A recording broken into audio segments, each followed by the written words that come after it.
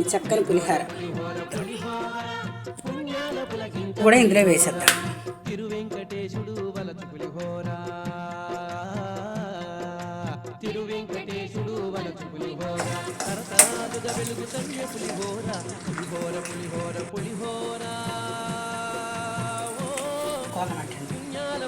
పచ్చిమిరకాయలు, అల్లం ముక్క, కరివేపాకు, పులిపాన్ని వేసి రెడీ చేసుకున్నాం కదండి, అందులో వేసేద్దాం.